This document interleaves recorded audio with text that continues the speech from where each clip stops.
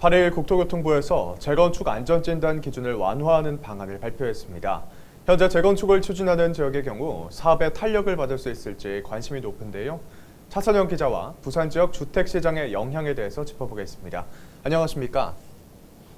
네, 먼저 국토교통부에서 발표한 재건축 안전진단 완화 내용부터 짚어주시죠. 네, 화면 보면서 설명드리겠습니다. 가장 눈에 띄는 부분은 건물의 안전성을 평가하는 구조 안전성 점수 비중을 50%에서 30%로 낮췄다는 점입니다.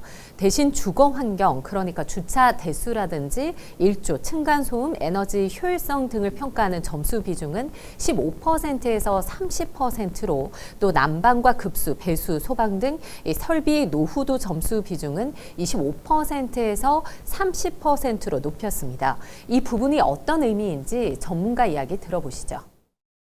조금 덜 위험하더라도 주거 환경이 열악하게 되면은 그 안전진단을 쉽게 통과하게 줘서 재건축을 원활하게 진행하겠다라는 내용이 이번 조치의 주요 내용이라고 볼 수 있죠. 네, 이와 함께 재건축 기준 점수도 완화가 됐죠? 네, 그렇습니다. 각 항목별 평가 점수에 따라서 재건축, 이 조건부 재건축, 유지 보수로 나뉘는데 이번에 조건부 재건축 범위가 축소가 됐습니다. 이 조건부 재건축 범위가 기존에는 30점에서 55점이었는데 이제는 45점에서 55점이 됐습니다. 자연스럽게 재건축 가능 범위는 늘어났는데요. 재건축 가능 구간이 기존 30점 이하에서 45점 이하가 된 겁니다. 네, 재건축 정밀 안전진단 과정도 간소화됐다고 하던데요. 네, 맞습니다. 2차 재건축 정밀 안전진단이라고 볼 수 있는 이 공공기관 적정성 검토도 사실상 폐기가 된 것으로 보입니다. 지금까지 1차 안전진단 평가 후에 2차 공공기관 안전진단 평가 단계가 있었는데 앞으로는 1차 안전진단 통과 후에는 이 공공기관 적정성 검토를 이 지자체 판단에 따라서 진행하게 되는 겁니다. 네, 완화된 기준에 따라서 이 부산도 수혜를 입는 곳이 있을 것 같은데요. 네, 부산은 수영 현대 아파트가 이 재건축 사업의 탄력을 받을 것으로 보입니다. 수영 현대 아파트의 경우 1차 정밀 안전진단 종합 점수 48.96점이 나와서 이 조건부 재건축이 가능하다는 진단이 나왔는데 2차 진단인 공공기관 적정성 검토 과정에서 55.05점이 나와서 0.05점 차이로 재건축 사업이 멈췄습니다.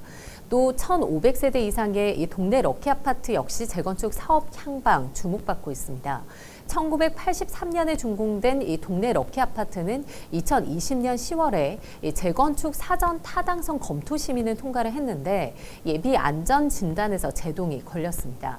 이외에 재송 삼익 주례 럭키 아파트도 이 재건축을 위한 사전 타당성 검토가 진행 중입니다.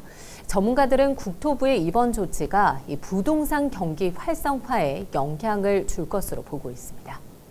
이번 규제 완화 조치를 통해서 재건축을 추진하려는 단지들이 많아지게 되면은 가시적인 그 부양 효과 그리고 그 주택 경기가 살아날 수 있다라는 그런 신호로서 충분히 작용할 수 있을 것으로 판단이 됩니다. 네, 현재 주택시장은 금리 인상이 아파트 가격 하락 요인으로 작용하고 있고 이로 인해서 경기 침체가 이어지고 있습니다. 지역의 이런 재건축 사업 추진이 실제 지역 경제에는 어떤 영향을 미칠지 지켜봐야겠습니다. 네, 차선영 기자 수고했습니다.